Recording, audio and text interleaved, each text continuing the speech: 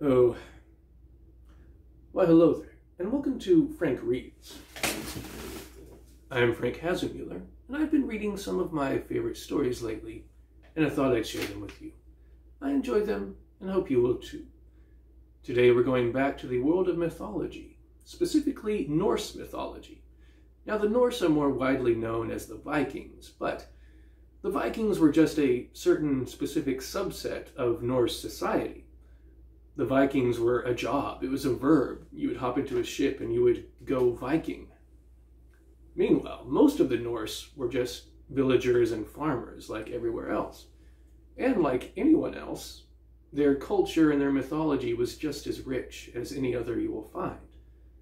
And this collection, this book, collects those. It is called the Poetic Edda.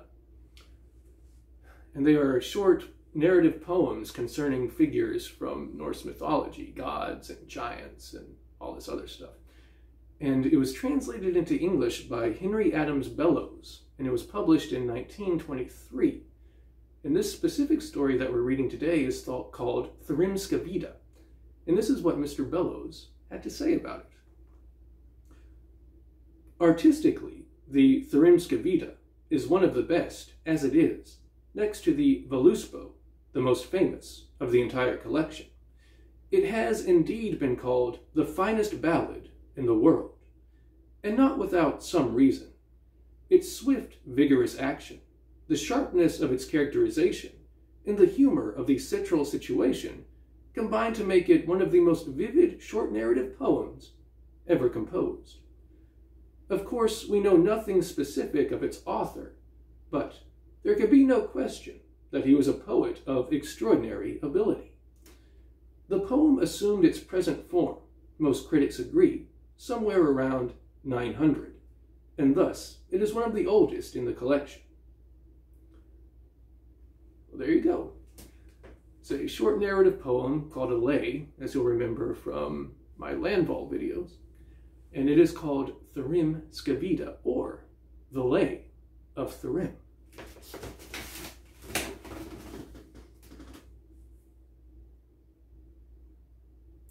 Wild was Thor when he awoke, and when his mighty hammer he missed.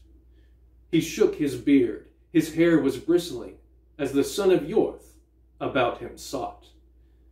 Hear now the speech that first he spake. Hearken, Loki, and heed my words.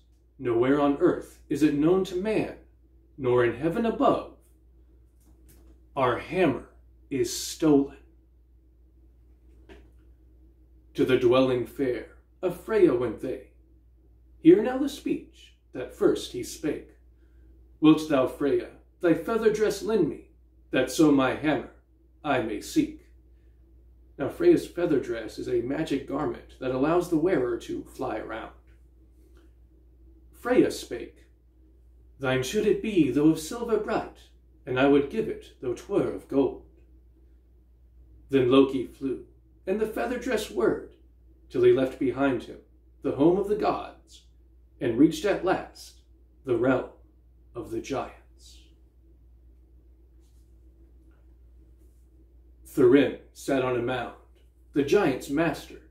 Leashes of gold he laid for his dogs, and stroked and smoothed the manes of his steeds. Thrym spake, How fare the gods? How fare the elves? Why comest thou alone to the giants' land? Loki spake, Ill fare the gods, ill fare the elves. Hast thou hidden Thor's hammer? Thrym spake, I have hidden Thor's hammer, 8 miles down, deep in the earth, and back again shall no man bring it, if Freya I win not to be my wife. Then Loki flew, and the feather dress whirred, till he left behind him the home of the giants, and reached at last the realm of the gods. There in the courtyard Thor he met. Hear now the speech that first he spake. Hast thou found tidings as well as trouble? Thy news in the air shalt thou utter now. Oft does the sitter his story forget, and lies he speaks, who lays himself down. Loki spake, trouble I have, and tidings as well. Thrym, king of the giants, keeps thy hammer, and back again shall no man bring it, Ifreya he wins not to be his wife. Freya the fair, then went they to find. Hear now the speech that first he spake. Bind on Freya the bridal veil, for we two must haste to the giant's home. Now keep in mind that at this point, Freya is still married to Odin, the king of the Norse gods, and she is also the mother of Thor. Wrathful was Freya, and fiercely she snorted, and the dwelling great of the gods was shaken, and burst was the mighty Brising's necklace. Most lustful indeed should I look to all, if I journeyed with thee to the giant's home. Then were the gods together met, and the goddesses came, and council held, and the far-famed ones a plan would find, how they might Thor's hammer win. Then Heimdall spake, widest of the gods, like the wings he knew the future well. Bind we on Thor the bridal veil, let him bear the mighty Brising's necklace. Keys around him let they rattle, and down to his knees hang woman's dress, with gems full broad upon his breast, and a pretty cap to crown his head. Then Thor the mighty his answer made, me would the gods unmanly call, if I let bind the bridal veil. Then Loki spake, the son of Laufey, be silent, Thor, and speak not thus, else will the giants in Asgard dwell, if thy hammer is brought not home to thee. Then bound they on Thor the bridal veil, and next the mighty Brising's necklace. Keys around him let they rattle, and down to his knees hung woman's dress, with gems full broad upon his breast, and a pretty cap to crown his head. Then Loki spake, the son of Laufey, as thy maidservant went thither, I go with thee. We two shall haste to the giant's home. Then home the goats to the hall were driven. They wrenched at the halters, swift were they to run. The mountains burst, earth burned with fire, and Odin's son sought Jotunheim. Now the line about the goats is a reference to the fact that in the mythology, Thor would drive around on a cart that was pulled by a team of goats. Then loud spake Thrym, the giants' leader, bestir ye giants, put straw on the benches, now Freya they bring to be my bride, the daughter of Yorth, out of Noaton. Gold-horned cattle, go to my stables, jet-black oxen, the giant's joy, many my gems, and many my jewels. Freya alone did I lack, methinks. Early it was to evening come, and forth was born the beer for the giants.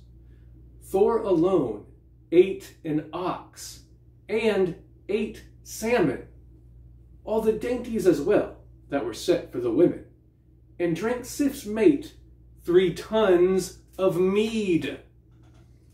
Now, Thor is referred to as Sif's mate. That's because in the mythology, Thor and Sif were married. Then loud spake Thrym, the giant's leader, who ever saw bride more keenly bite? I ne'er saw bride with a broader bite, nor a maiden who drank more mead than this. Hard by there sat the serving maid wise. So well she answered the giant's words, and keep in mind that this is Loki speaking.